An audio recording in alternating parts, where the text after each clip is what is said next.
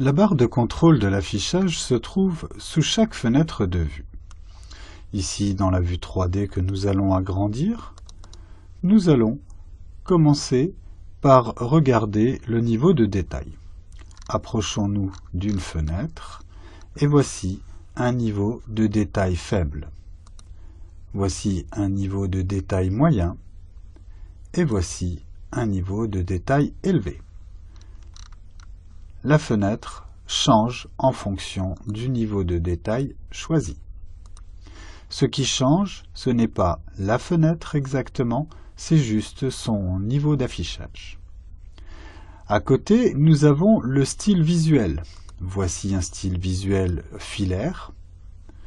Voici un style visuel ligne cachée. Voici le style visuel ombré. Voici le style visuel couleur uniforme. Puis le style visuel réaliste. Lancer de rayon ou ray trace. Pour une meilleure gestion de la puissance de la machine, il est préférable de rester sur le style visuel ombré ou ligne cachée. Passons en style visuel ombré. Ce style visuel étant actif, nous allons passer au premier des icônes ici qui est l'échelle. Et pour l'échelle, il va falloir basculer sur un plan en 2 dimensions.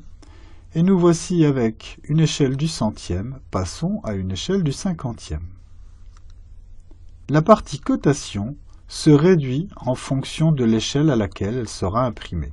Voici une échelle du 200e, une échelle du centième et une échelle du 50e. Revenons sur les 2 dessins. Nous allons fermer la vue 3D et ouvrir un second niveau.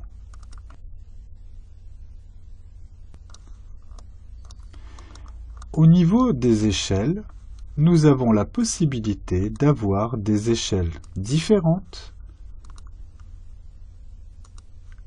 pour chaque vue. C'est-à-dire que ce réglage d'échelle suit la vue auquel il a été affecté et n'est pas global pour toutes les vues.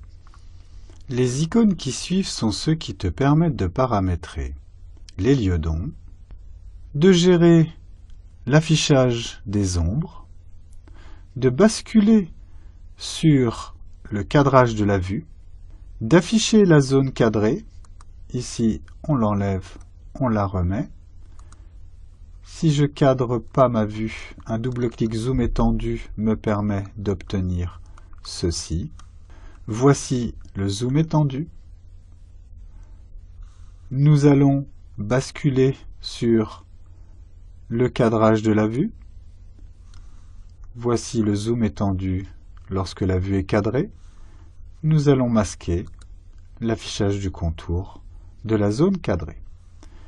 Nous avons aussi la possibilité de masquer ou d'isoler des composants.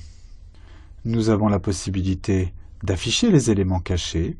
Ici, les propriétés de la vue temporaire peuvent être activées. Nous pouvons masquer le modèle analytique et nous pouvons afficher les contraintes.